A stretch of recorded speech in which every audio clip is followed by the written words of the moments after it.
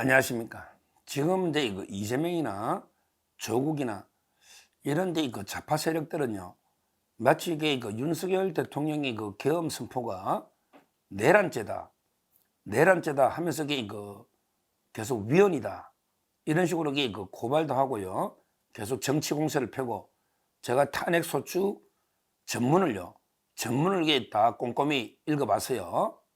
소개되어 있습니다. 그러면서 이게 그 내란죄다 이렇게 계속 선동질을 왜곡을 하고 있습니다. 이 자들이 뭐 공부나 했겠습니까? 내란죄가 뭔지, 외환죄가 뭔지 제대로 이게 공부한 놈이 없어요.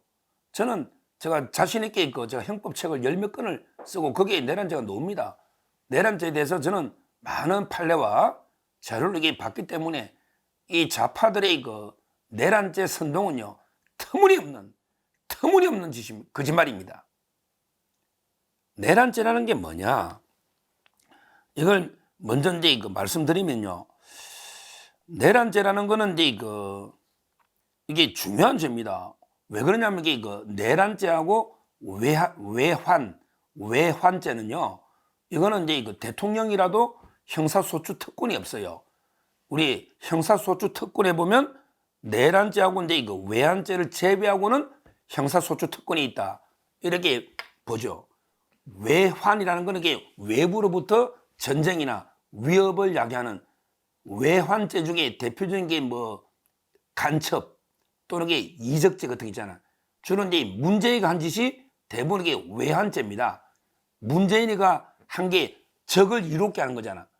이적죄 중에서 또 이게 여러 가지가 있어요. 이적죄 중에도 뭐 시설을 제공해서 이적한다. 또는 이게 물건 제공해서 이적한다. 또는 이게 적국하고 같이 행동하는 여적을 한다.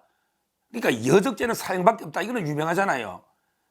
그러니까 이적 행위 중에 여러 이적이 있고 그 중에 가장 무거운 게 여적죄인데 이거는 유일하게 사형이고, 요런 데 이적죄 또는 게 간첩죄 요런 게 외환죄입니다. 외부로부터 우리 국가적 변란 위기를 초래하는 요게 외환이죠. 그거하고 이제 비교되는 게 내란입니다. 내란은 게 내부로부터 우리 이제 국토를 참절하거나 또는 이제 국헌을 문란시키는. 근데 국토를 참절한다 이런 거는 이게 없을 거예요. 대한민국 영토를 이제 국가 권력에서 배제하는, 옛날쯤에 이게 신라시대 보면 이게 왜 지방에 뭐 궁예라든지 견훤 이런 데 호족들이 반란을 일으키잖아요. 이런 게 내란죄예요. 지방에서 이게 국토를 갖다가 자기들이 점거하고 국가. 그러니까 한마디로 이게 옛날 같으면 이게 북한 같은 게 국가보안법의 내란입니다.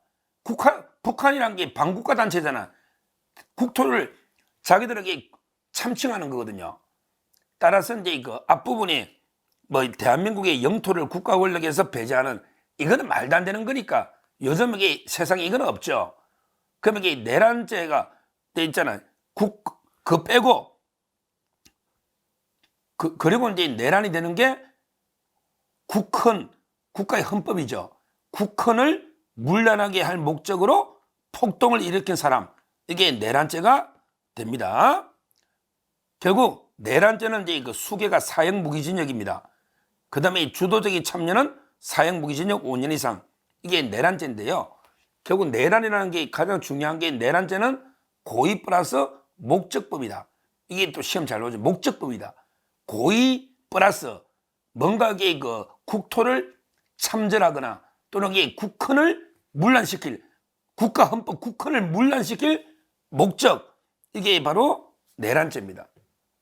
그러니까 내란이 되려면 국헌 문란 목적이 있어야 되고, 그 다음에 실질적으로 위험성, 실질적으로 이게 우리 국가 헌법 질서가 붕괴되는 실질적 위험성하고요. 그 다음에 실현 가능성.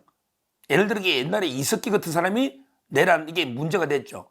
근데 그것도 이게 내란 목적은 잘 인정이 안 돼요. 이석기도 그래요. 국가보안법 이렇게 처벌해도 내란 목적은, 왜냐하면 이게 우리가 볼 때는 실현 가능성 막 파출소 습격하고 어쩌고 저쩌고 계획 짜도요. 그게 딱 그런 위험성이 쉽지 않기 때문에 이석기도 야, 나 내란 목적은 일부 무죄받은 거 아니냐 이렇게 떠들고 있는 거예요. 그만큼 이게 내란이 요건이요, 까다롭고 어렵습니다. 국헌을 문란할 목적과 그 다음에 실질적 위험성, 그 다음에 실현 가능성, 이게 세 가지 요건이 있어야 내란죄가 되는 거예요. 근데 대통령이요, 이번에 계엄에 대해서 솔직하게 그 입장을 밝혔지 않습니까? 그때 그 한덕수 총리나 추경호, 한동훈이 들어왔을 때 뭐라 했냐? 지금 오히려 그 국회가 워낙에 그 반국가 집단이 지배하는 진보당이나 그게 다 간첩들이 지배하는 거 맞거든요. 이 자들이 오히려 합법적인 정부를 마비시켜버리고 감사원장을 막 탄핵하고 그다음에 수사했다고 검사를 막 탄핵하고 그다음에 예산도 저거 맘대로 다 대통령실 활동비 제로로 하면 이게 대통령실 마비시키는 거잖아요. 마비시키는 거잖아요. 검찰이나 전부 경찰 예산 제로 하면 마비시키는 거잖아요. 이 절박한 상황을 국민들한테 절박한 걸 알려야 되겠다. 외국에도 알려야죠. 국제적으로도. 이 오히려 국회 집단의 반헌법 행위를 알려야 되겠다. 이런 절박한 피를 토하는 심정으로 선포했다. 근데 그래도요, 뭐 국회의원들에게 막 체포해가 진짜 못 들어오게 막 무장해서 뭐 군인들이 일개 막 사단병력이 원래는 막 사단병력이 가고 실탄으로 이게 하고 이렇게 계엄했잖아 옛날에.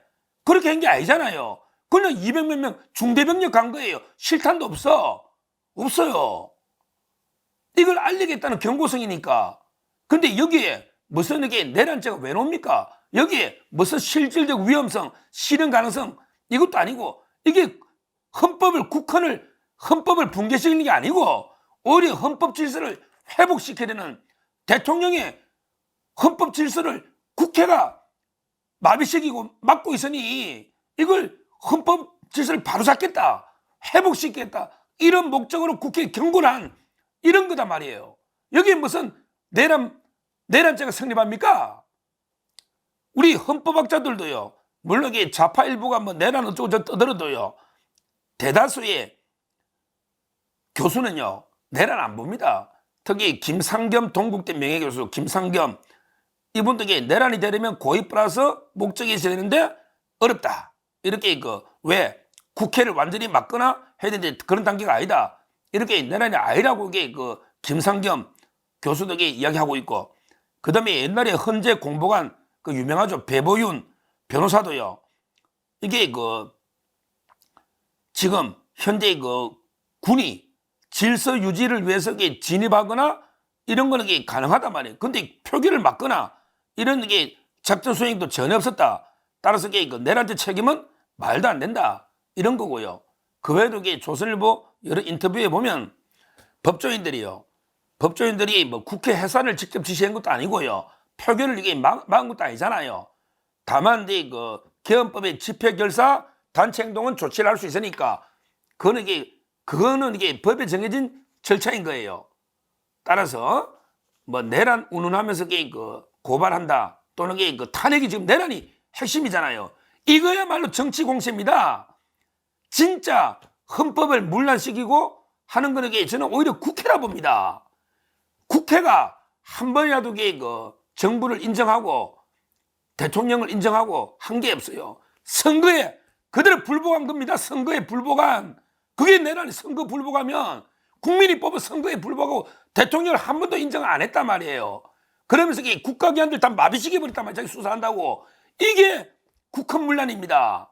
이게 국헌문란. 누가 내란을 했냐 말이에요. 누가 했다면 국회지. 이게 왜 대통령이 됩니까? 말도 안 되는 이런 지금 논리로 이런 말도 안 되는 혹시모면 가짜뉴스 이런 사이비 법적 논리로 마치 대통령이 내란을 한 것처럼 이렇게 여론을 몰아가는데 그건 절대 아니다. 대통령의 행위는 오로지 헌법적 절차에 따라 대통령이 부여된 고유한 권한에 따라 진행됐고 거기에 무슨 월권 불법이 뭐가 있습니까? 그럼 대통령이 무슨 내란을 해? 내란을 이렇게 합니까? 내란을 이렇게 허술하게 합니까? 그건 말도 안 되는 이런 논리다 이렇게 보고요. 우리가 제대로 본줄 알아야 됩니다. 대통령이 헌법 질서를 침해하거나 또는 범죄 내란을 한 그런 게 전혀 없다. 이거는 제가 법조인으로서 특히 형법제가 전과 법조인으로서 자신 있게 단호하게 판례에 각해서 말씀드리는 거고요. 더 이상 좌파들의 선전선동에 놀아나서는 안 된다. 우리 국민이 제대로 알고 제대로 깨어 있어야 이 위기를 돌파할 수 있다. 이 말씀 드리고, 오히려 이게 그 헌법 질서를 무너뜨리고 하는 거는 이게 범죄자 동맹, 국회, 이재명 조국, 이 자들이 오히려 우리 헌법을 문란하게 하고 무너뜨리는 이런 그 내란 행위를 하고 있는 자들이다. 이렇게 제가 자신 있게 말씀을 드립니다. 감사합니다.